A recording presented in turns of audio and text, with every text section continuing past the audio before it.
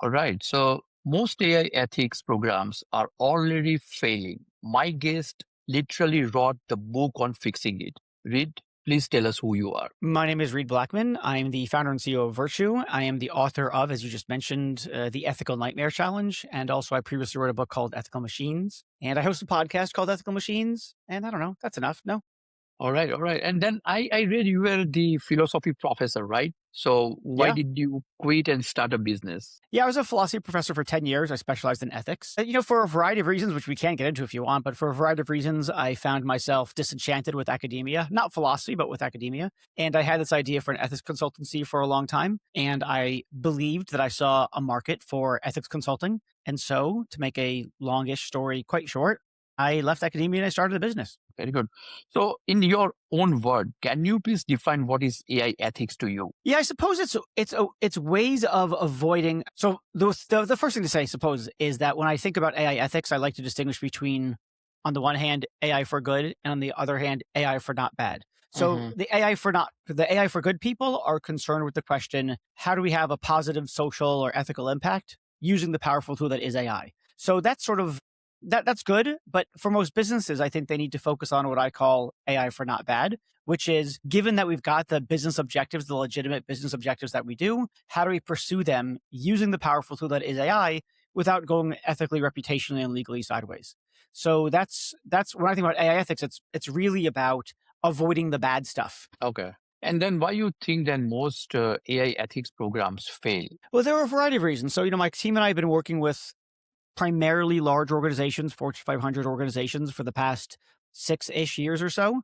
I guess Uh-huh. closer to 8, actually. And we've built what that gets called responsible AI programs, or AI governance, or AI ethics programs, or sometimes digital ethics programs. Mm. And we've done, I think, somewhat well. We've done relatively well, but what we didn't anticipate, when I say we here, I mean both, my team and I, but also my colleagues in the field, my competitors in the field with whom I have lots of conversations frequently, is the pace of change of AI. And so one of the major reasons that AI ethics or responsible AI or AI governance programs fail is that they're reliant on a way of doing governance that is just too slow given the pace of technology. So more specifically, and to give you just one example of many, a lot of the standard approach to avoiding the bad stuff of AI starts with something like A, an ethics statement, and B, a Huh. policy. Huh. And when you're working with a large organization, it could take easily a year or more to get a policy passed. And at that point, it's not even been implemented. Nobody cares about it. So now you have to do all this work about building awareness around the policy and implementing the policy and translating it into workflows.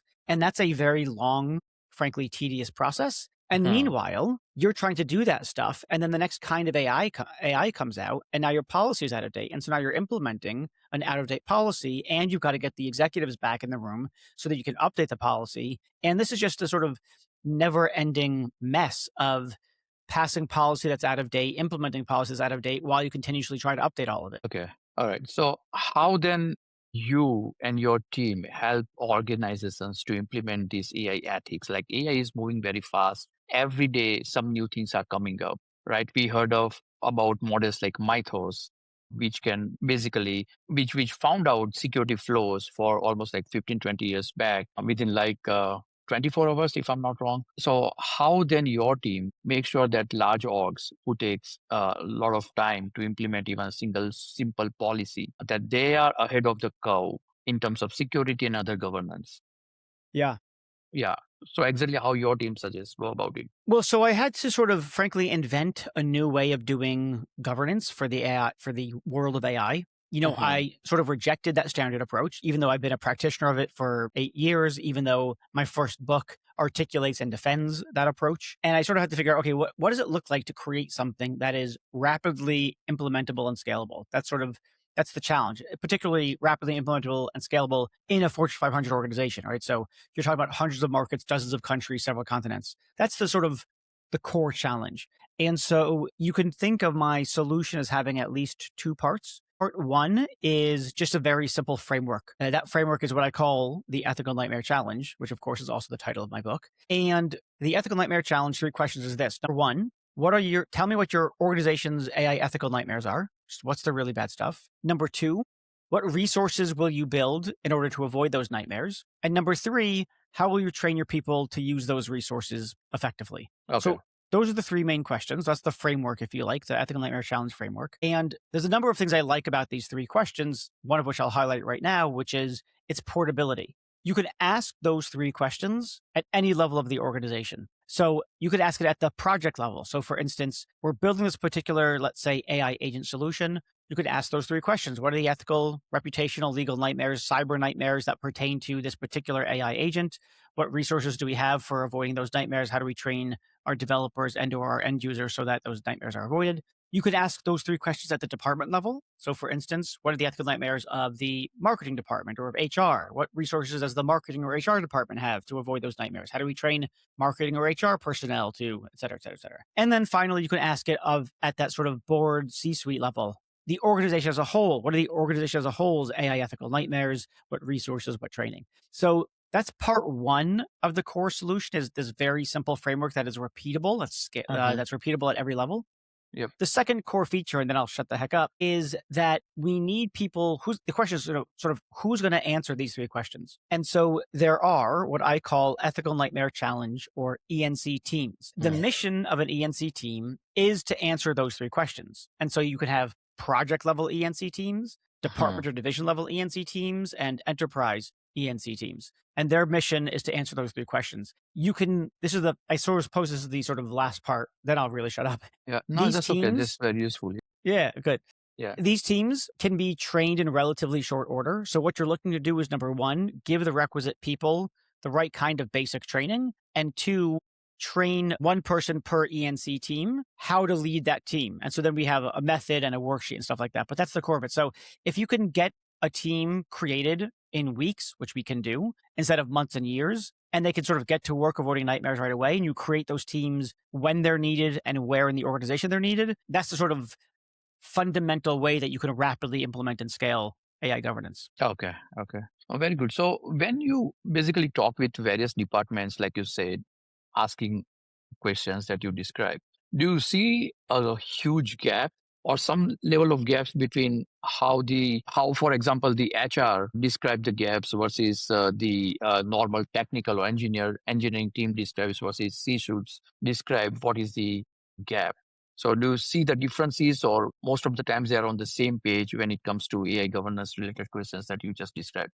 Yeah. So one of the major problems that I'm trying to solve for here, which I haven't mentioned yet, is that in order to get AI, especially AI agents, let alone multi-agentic AI, to be functional, you need communication and collaboration across lots of departments. So if you're creating a marketing AI agent or a product AI agent, or you want a marketing AI agent to talk to a product AI agent, then you're going to need people from data science, marketing, product. You'll need someone from, legal or risk or compliance. You'll probably need someone with sort of like a business head, if you like. And those people, in order to collaborate, first they have to engage in clear communication. If they're sort of trying to collaborate around the Tower of Babel, where everyone's speaking a different language, forget it. You can't work together. So the first thing to do is to speak the same language, which is what the ENC framework does, because everyone understands what a nightmare scenario is. They might have different perspectives on what the nightmares are. I think data scientists can see nightmares that the marketing people can. The marketing people can see nightmares that the data scientists can. But they all know what we're talking about when we're talking about what are the nightmares here. They all know Mhm. what we mean, more or less. Hey, what are the resources that we have in order to avoid it? And they all know what we mean, who needs any kind of special training or general training in order to use those resources. So the part of the appeal of the ethical nightmare challenge framing is that it fosters that cross-departmental communication, which in turn, of course, enables collaboration. Okay.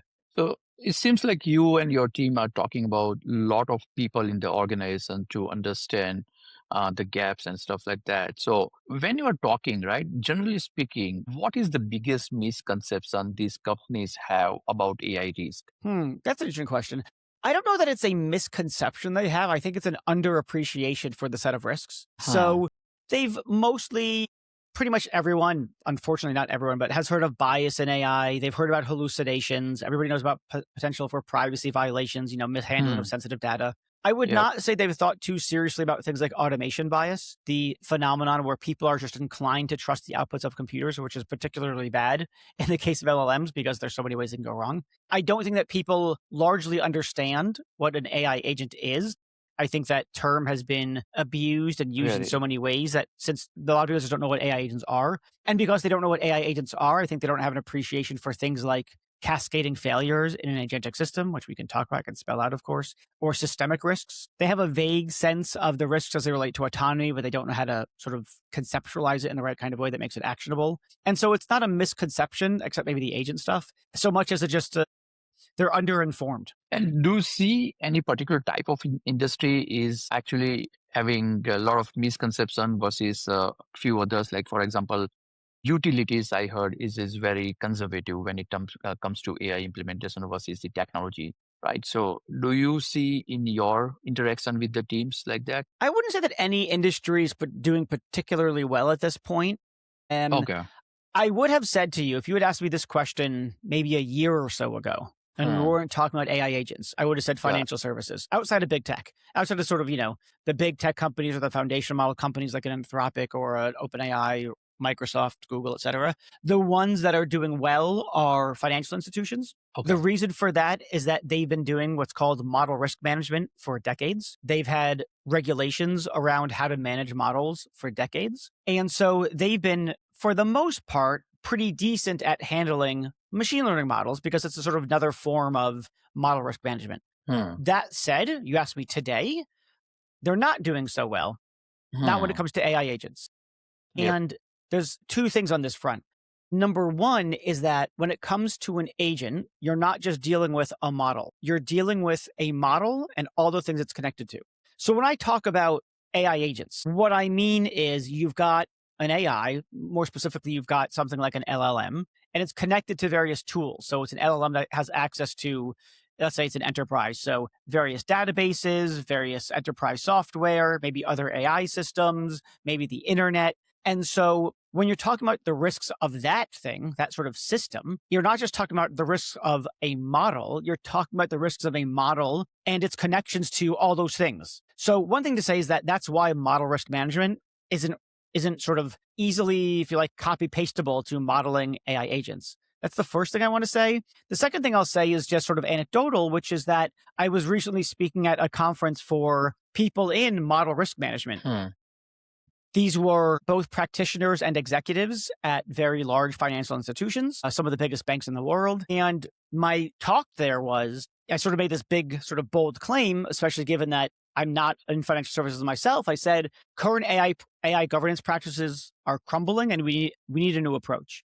Okay. And while I've said things not that sort of if you like bold or strong Hmm. before, this time, and people were sort of dubious, this time I had a slew of people coming to me afterwards and saying, yeah, you're totally right, we can't do this, we don't know how to handle AI agents. So I'll say one last thing, which is also at this conference with someone else speaking. His name is David Palmer, and he is one of the architects of one of the biggest regulations. What is it? SR 1117, financial services. And they recently replaced SR 1117 with, I forgot what the number is, like SR 24/6 or something equally boring. And they said, number one, this replaces the old regulation. And number two, it doesn't cover generative and agentic AI because we're still trying to figure that stuff out. He didn't try to put it quite that way, but that's from what I gather, that was the upshot. So even the regulators who are usually on it when it comes to things like model risk management in financial services, they don't have really any kind of official line on how do we handle agents. Okay. Yeah. And predominantly in our experience, right, at Elephant Scale, we are working with very large companies as well as small to medium sized businesses. In our opinion, or in my opinion, particularly, small to medium businesses are way more enthusiastic about AI, primarily because I'm mostly working with the people in California and then payroll costs them a lot. So maybe they are thinking of replacing people very fast with the AI agents. But when it comes to large orgs, they are very nervous. And at best, when they say that we are using AI agent, they are using this Copilot GPT kind of stuff Yeah, yeah, yeah, provided by yeah. Microsoft. And then they're writing a simple prompt, and then they are too scared. Um, Right. They and call that an then agent, right? Just every time they give a new prompt, it's a new agent, according to them. new agent, right? And then Yeah, yeah. most of the times when we interact with them, when we say that we will train you about AI agents and stuff like that, they're somehow expecting this is more or less the prompt engineering. Mm. Versus when we interact with the small business owner or medium business owner, they are on the other spectrum, right? So typically they say that hey, we are having a person who is right now getting data from this system, this CRM, Zoho, Salesforce, and then they're looping some data inside the QuickBook and stuff like that. So can you please make us that kind of agent? So Yeah, they yeah, are yeah, thinking at that level, whereas large orgs are basically thinking about this prompt engineering. yeah, Uh, are you work when you work with the large org, yeah. they, I mean, good to have this vibe coding based implementation. Like, do they encourage their teams to use vibe coding, or they say that no, we don't want vibe coding and we don't know what Yeah. it will create? Yeah, I think they don't. But they don't right now want vibe coding. I mean, the thing with those small businesses is that they've got a lower risk profile overall. Yeah, Their impact is absolutely. less severe. Their impact is less Hmm. severe. Oftentimes, they don't Yeah, have as much data, as a large company does. They're not being looked at by regulators and by journalists and by social media in quite the same yeah, way. yeah, And absolutely. and because they're smaller ships, they're easier to turn around in various ways. So they're more Hmm. agile. Yeah. So whereas the larger institutions, of course, they're hard to turn around. It's hard to do things. There's lots of red tape and bureaucracy. They're very complex organizations. Um, and so they are being looked at by regulators and Hmm. lawyers and Yeah, yeah. the general public and journalists. And so there's a lot more risk on the table. And Hmm. the reason I think that they are not giving their employees free reign is precisely because they're aware of all the kinds of risks that we talked about earlier. And they know that they can't handle it. And this is one of the reasons why I say, all right, look, do you even know what you need to avoid? I was talking to someone the other day. She's a member of the board of directors of a large pharmaceutical company. Hmm. And she said that the CEO was saying recently, we don't even have a policy. We don't have a policy for AI. And that strikes me as even maybe this is sort of getting back to the first bit that we talked about instead of Yeah. this your direct question, but they don't even know what they should be asking for. Hmm. They think, oh, we want to do stuff with agents. We better get a policy in place. Well, as I talked about earlier, that ain't going to do it. What you should start with is what are the bad things you're trying to avoid. So anyway, Yeah. I don't know if I've answered your question. I think maybe not. You're No, welcome to yeah, ask it no, again. no. It's almost there, because where I'm going to is like, I was working with one of the large clients, and then they want to write a lot of agents, because they've and then so then the question comes up, because they were not like you rightly said, there was no policy around that. So then they got into the discussions for hours, like when there are multiple agents are working together and some agent cause some harm, or together they cause some harm, who is responsible, right? So those kind of questions are always popping up, and then there is no straight answer right now, right? So since you are coming from this background, so how you could have handled this situation, like you are with the client and they said that, okay, we are good to go with setting up multiple agents, but then give us some policy that who is responsible for what. Yeah, it's going to be very difficult to answer that question. I mean, look, if we're Yeah. doing something like the ethical nightmare challenge approach that I talked about, where you have these ethical nightmare challenge or ENC teams answering Hmm. 3 questions, it's those teams that will be responsible for identifying potential nightmares, resources for avoiding them, and whatever training is needed by developers or end users in order to avoid those nightmares. So they're going to bear some degree of responsibility. But there's another kind of question which is a bit more general. So I suppose in a way that I'm answering the question, who should we make responsible for trying to avoid this bad stuff? And the answer is ENC teams. But if the Okay. question is a different kind of one, which is something like, when things go wrong, who's responsible? It might not be the ENC team, because an ENC team can't be all knowing. No team can. The way Hmm. that I think about things going wrong with AI agents is a bit the way that I think about things going wrong with things like helicopter or plane crashes. Yeah. And the reason is an agent, again, one necessary condition for being an agent is that you've got an AI. In today's times, it's an LLM. Maybe you fast forward 10 years to something else, or maybe Yeah. 1 year, who knows? And it's Yep. connected to all these tools. Let's say it's connected to 10 tools. And each of those 10 tools might be created by 10 different, let's say, vendors or 10 different companies, 10 Hmm. different pieces of Hmm. software, right? So mentioned, I think, QuickBooks earlier. You mentioned, or just accounting software generally, or some Yeah. database or some other narrative. So, okay, now when something goes wrong, is it because of something went funky with the LLM? Well, what went funky with the LLM? Was it that the people who made the LLM made some mistakes? Or was it that when it was licensed by the, let's say, Fortune 500 company, and they modified the LLM in various ways? Let's say they, ran RAG, they added adapters. If they've got the cache, they did some fine tuning. Yeah. Was it what they did to it that made it go sideways? Was it not the LLM at all? Was it one of the tools to which it connected had some kind of error, and that error echoed and amplified throughout the system.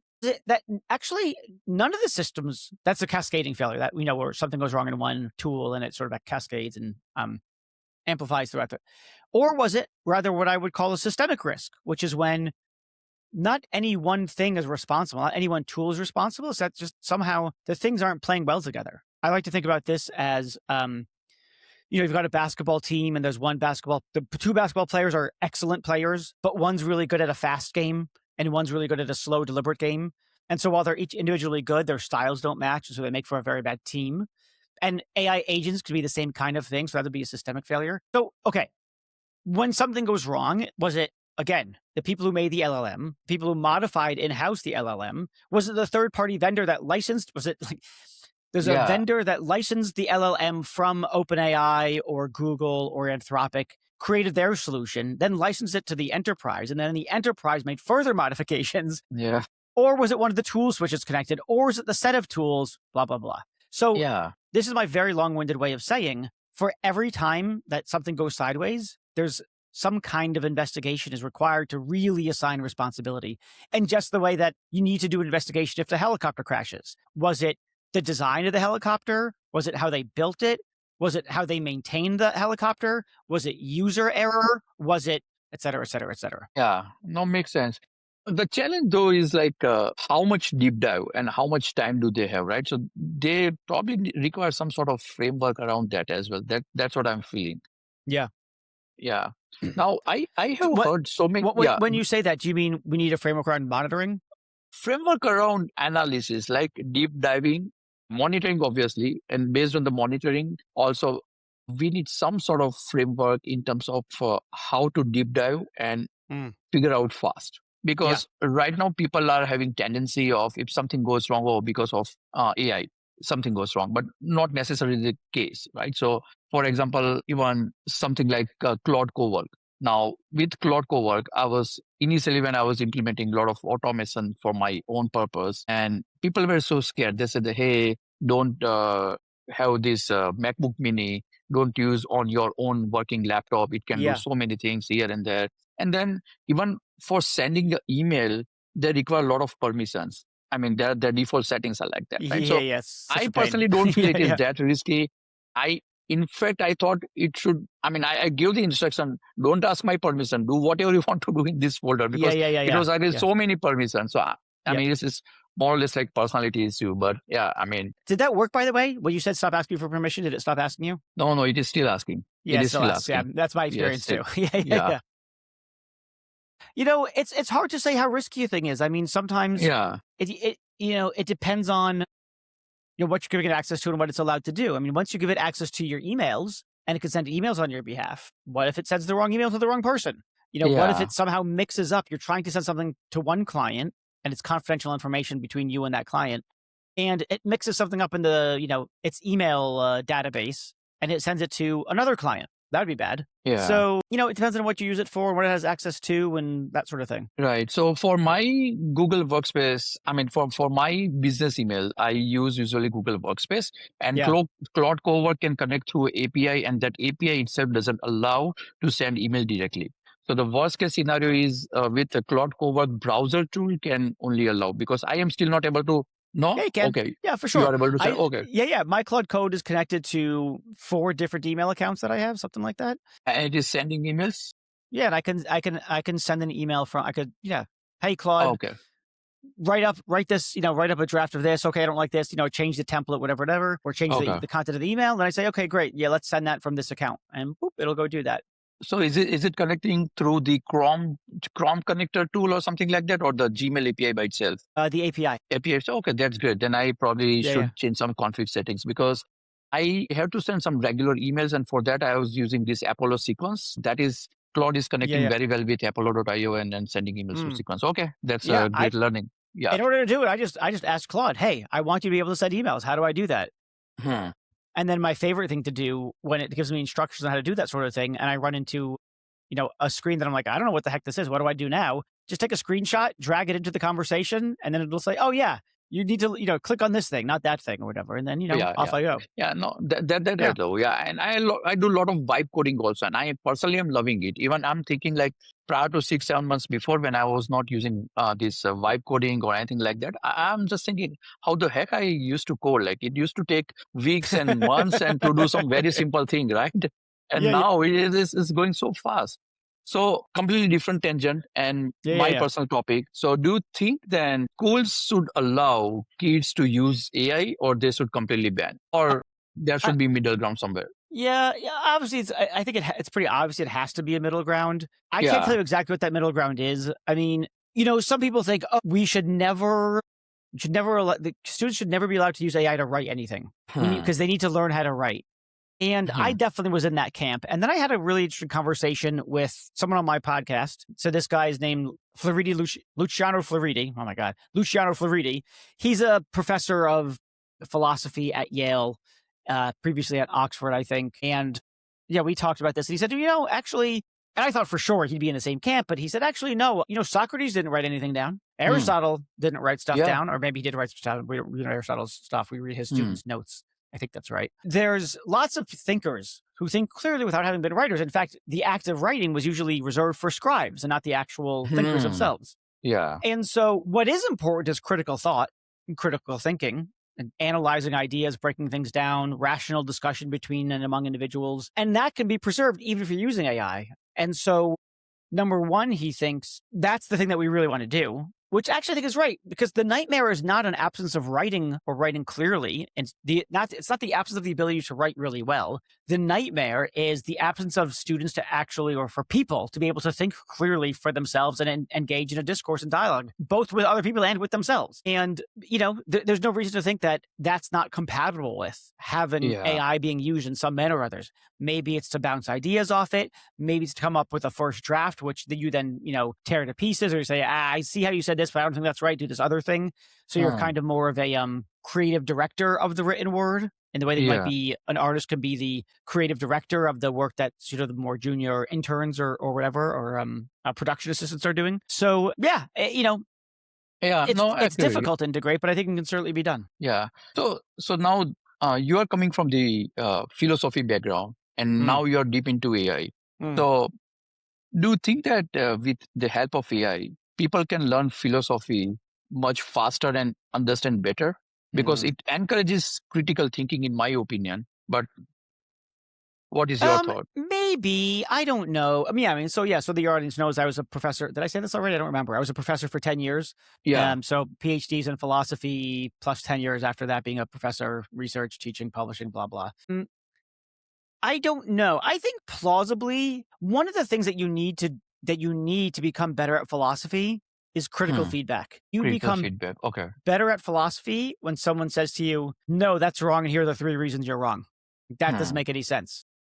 Hmm. And to the extent that people engage with AI in that way, making sure that it isn't sycophantic, it's not saying, oh my God, that's a brilliant idea. You're going to revolutionize the way that philosophy has been done for the past 2,500 years. It has to come up and say something like, well, in my role as professional philosopher, professional whatever, here are 3 reasons that you're going to get pushback, or here are 3 reasons to think that's mistaken. And then Hmm. to still not say, well, yes, your response to my objections are exactly right. I was completely wrong.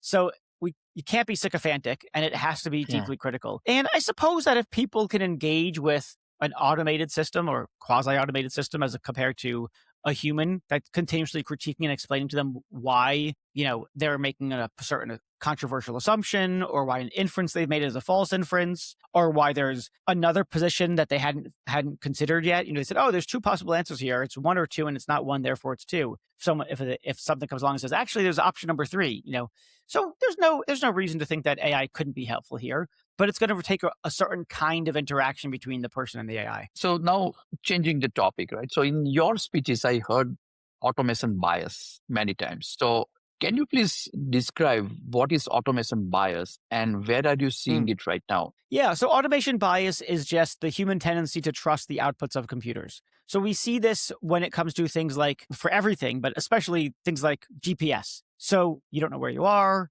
things just take a left, you take a left. Even if you think that's not quite right, you take a left. There are people who have driven into lakes because Google said, take a left, and they're like, oh, good, the GPS said so, I'll take a left. There are people who've driven over bridges that have collapsed that were really close, but Google said, go over it. And even though you can see with your eyes, this thing is not safe. I mean, the GPS is telling me to go straight. I mean, why would it can't be wrong? It's a computer. And so we've got this natural instinct.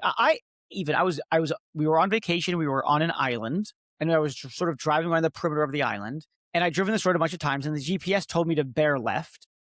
Huh. And I was like, but bearing left is to the sort of this port, like sort of where it looks like where the boats are. And even though it made no sense, I was like, maybe I'm not, I questioned myself. I was like, maybe I'm missing something. And I went left for a second. I was like, why did I just do that? It was so stupid. Of course that was the wrong way. So automation bias is a problem by itself. And then when it comes to interacting with large language models, it's really bad because you're interacting with something that A, appears to be intelligent, and B, is phenomenally confident in its proclamations about what you ought to do. And so it becomes even harder for you to fight that urge to trust the computer when the thing is talking in such confident, authoritative tones. Yeah. Especially when it's talking about an area where you're not yourself an expert. So automation bias isn't invented by AI by any means, but it's a big problem because it pours gasoline on the fire of other problems, right? Given that AI can violate privacy, given that it can be biased, given that it can hallucinate. If automation bias is at play, now those first three problems become even worse because it's a system that we're very inclined to rely upon, and that system is one that is prone to be biased, hallucinatory, et cetera, et cetera. Yeah, no, absolutely. So very recently, I drove Tesla on FSD from California to Tulsa, Oklahoma, and I can completely relate what exactly you're saying because I mean, nearby my home, I know my daily ways and roads and everything perfectly fine. But when you leave that comfort zone, and then you always have that kind of bias that whatever FSD is telling is right, even though your Google Map says something else, traffic situations are something else, but you follow that. Yeah, so I can relate that. I mean, more and more with FSD. Yeah. Yeah. So and the thing is that it's less of a big deal when you're already an expert. But like you said, when you're in your local neighborhood, it's less of a big deal because you've got the expertise to say like, no, that doesn't make any sense. The problem is that a lot of people use large language models in precisely those areas where they're not experts, when they're not in their own neighborhood, metaphorically speaking. And so the likelihood of automation bias cropping up is very, very high. I'd say it's guaranteed. Even with the experience. So for example, I have been in IT industry for more than 20 years now, and all my life, I have been involved with some sort of coding. But then when it comes to vibe coding when it tries to troubleshoot something, right, it tells me that because of this, you are facing this challenge. And I say, okay, go for it, solve it. If you don't solve it within 5 minutes, you will come up with something else and then solve it. So even, I mean, within what we have been doing for a while, we are in our comfort zone, but still we are now leaning more and more towards this automation bias, like you said. Now I can relate very well. Yeah. Right. So how do you resolve, right? Is it just create the awareness or is it some framework? For automation bias in particular? Uh-huh. So when you're talking about automation bias, you're talking about being a user as opposed to a developer. You could be talking about both, but I guess in this context, I'm thinking about it in terms of being a user. I think that whenever you're using AI for any project, that you should ask, hey, for this particular project, I'm going to use AI. What are the nightmares I can run into? What resources do I have for avoiding it? And what training do I, if anyone need, if at all, do I need in order to avoid those nightmares? And you might think, this is an area where I'm not really an expert, and I know that I'm likely to trust this thing. How can I make sure that I'm not just blindly trusting it? So number one, maybe, then you sort of think about, if you like, the resources you've got. Well, I could sort of create a rough draft or whether it's a strategy or a research document or whatever it is, and I could pass it through the eyes of other people. Say, hey, can you do a gut check on this? Does this make sense to you? I can make sure that if the LLM makes certain factual claims, I ask it for citations. And then I actually go off and I check those citations to make sure that A, those citations are real, and B, what's cited actually supports what it's saying. I can, I don't know, come up with whatever. You can just come up with other kinds of things that might help you decrease the likelihood that you'll blindly rely on the thing. Right. But there's no like, pill you can take. Right? Now I don't trust computers at all, or now I trust them exactly the right amount. It's also the kind of thing I think where people have developed the kind of talent for spotting AI written work. Yeah. Like, oh, that's Claude. this isn't that, it's this other thing. Okay, that's AI. I kind of think there's an extent to which we can learn to catch ourselves falling prey to the AI. I don't know how strongly that skill can be developed or how widely it can be developed, but it seems like it's the kind of thing that you can begin to develop. Okay. So, so whenever someone comes to you, like you're working with the large orgs, right? And let's say they are using a lot of vibe codings. Generally speaking, I also heard you saying that AI takes almost like 200 actions in 10 seconds, just to give you an example, right? So, is the human really in the loop? So, how much human in the loop you actually suggesting to your clients? Yeah. Is it like case to case basis? I can understand that, but still general as a general guideline. Yeah, I mean, general guidelines that human in the loop is crumbling. If Hmm. it's not, and in some cases, it's utterly inadequate. Hmm. This was the case with, in some cases, generative AI. So my favorite example of it. So look, when we're just talking about narrow AI, and you say, oh yeah, we're going to have this AI. It's going to read the X-ray images and it's going to tell you when the bone's broken or not. And we're going to have a human in the loop, or specifically, we're going to have a radiologist, and that radiologist is going to check the work of the AI. Hmm. Okay, that makes sense. That's good. Then we move on to something like generative AI. And my favorite example here is that when Microsoft Healthcare and Life Sciences Division was doing research on ChatGPT, I think it was 4.0, they wanted to see how well it did on differential diagnoses. Hmm. And they'd give it some medical case and it would give some output. And they asked a human in the loop, a doctor, to review Hmm. the output and say, hey, is this legitimate? Can you verify this? And the doctor's response was no. And the reason I can't is that I forgot what the exact answer, profession was, but their specialty was, but I'm an oncologist. And this thing is drawn from journals for geneticists and pediatricians and rheumatologists and et cetera, et cetera, et cetera. In other words, roughly speaking, it's drawn from the set of medical knowledge that we have. And me, individual doctor, I don't have that much knowledge. I'm a specialist in one thing, maybe two things, not 50. And so they had to keep bringing in doctors and doctors. I think they brought in at some point like two dozen doctors to try to verify the outputs of this thing. And so even with generative AI, having a human in the loop is not always a solution. And then Hmm. you come to agentic AI and you come to a similar kind of issue, which is you've got this LLM. It's connected to, first of all, it is what it is. And it's connected to the internet. It's connected to all these tools. So when you ask it for an answer to something, and it goes through God knows how much data, how many decisions are being made, how much processing it's doing. And then you ask Hmm. poor Bob at the end of this, hey, Bob, can you verify this? Bob's going to be like, Hmm. no, I can't. It's too much. Yeah. And so I think we have to think there will be, for sure, some cases in which a human in the loop is valuable. There's no doubt about Hmm. that. But it is by no means a silver bullet. And sometimes it's completely false comfort. So Hmm. among the things that we need to do is think less about a human in the loop. And as people like to say, it's a human on the loop. So how are we going to involve humans in the development and monitoring of these systems? And that's where the ENC team comes in. An ENC team is a human on the loop, over the loop, whatever, behind the loop, whatever you want to call it. Yeah. So when we generally speak about AI ethics, right, does it also include cybersecurity? So like cybersecurity is subset of AI ethics, or it is like uh somewhere they are meeting and then there are two different topics. How you take cybersecurity with Yeah, AI ethics? that's a great question. So there's different ways to look at it. There's one conceptually, and then there's second operationally. So Hmm. conceptually, I would say they're distinct. Certain kinds of ethical risks are distinct from cyber risks, and cyber risks are distinct from ethical risks. Arguably, though, if you run into a cyber risk, it's also an ethical risk. So maybe if there's a Venn diagram, there's some overlap there. Yeah. But cyber has to do with, are you ensuring that the people that should have access to some set of data and only those people, in fact, have access? That's basically Hmm. how I think conceive of cybersecurity. Yeah. Ethical questions would be more like something like, who should be those people? Who should Hmm. have access? And just as importantly, who should not have access? So that's one kind of thing to say. But the more interesting question, I think, actually, is the operational question. So how do we think about ethical risk management or ethical or AI governance in the cybersecurity world versus the ethical world? And there, I just think it varies quite a bit. So we've worked with some Fortune 500 companies where we've been brought in by the CISO, the Chief Information Security Officer, and we've helped them create what wound up being called a digital ethics program. So it was digital ethics because it comprised not just AI, but all digital technologies. And also, it wasn't just AI, but it also relates to any kind of technology. So it could be AI, Hmm. it could be blockchain, it could be, and since we were brought in by the CISO, of course, this included, but was not exclusive to, cybersecurity risks. So that's a place Yeah. where operationally, and the reason why that was is because, again, the CISO brought us in. So of course, it's going to include cyber risks. In some cases, though, we've been brought in by companies where there is an AI governance or responsible AI team, and they have no interaction with the CISO's team, or indirectly. They don't Hmm. work directly with them. And so Right. for them, it's sort of, we need to do what we can do for us, and then it gets passed on to cybersecurity, or vice versa, whatever the procedure turns out to be, whether it goes, the sequence of who reviews it. And so for those teams, operationally, there's responsible AI on the one hand, and there's cybersecurity on the other. Okay.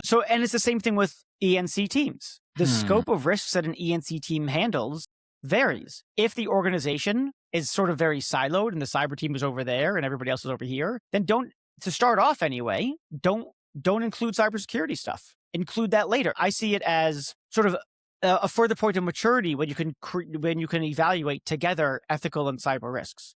But anyway, it's not a requirement. Did I answer? So am I answering your question, or Oh, have no, I absolutely, lost absolutely. track? Because that confusion is always there in my mind, but I think it clarifies a lot.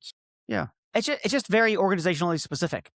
Some have built bridges across like privacy from a regulatory perspective at cybersecurity and AI governance, and some don't have those bridges. Yeah.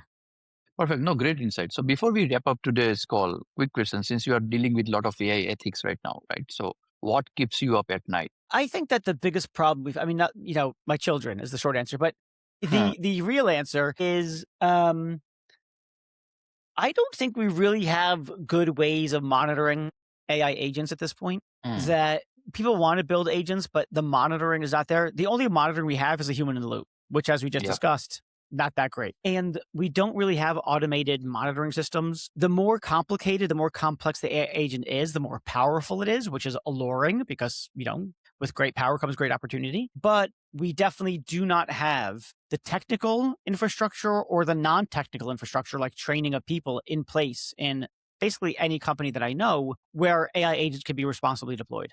At the same time, people want to figure out how the hell do we deploy AI agents. So I think that's sort of the biggest gap at the moment. Okay. Perfect.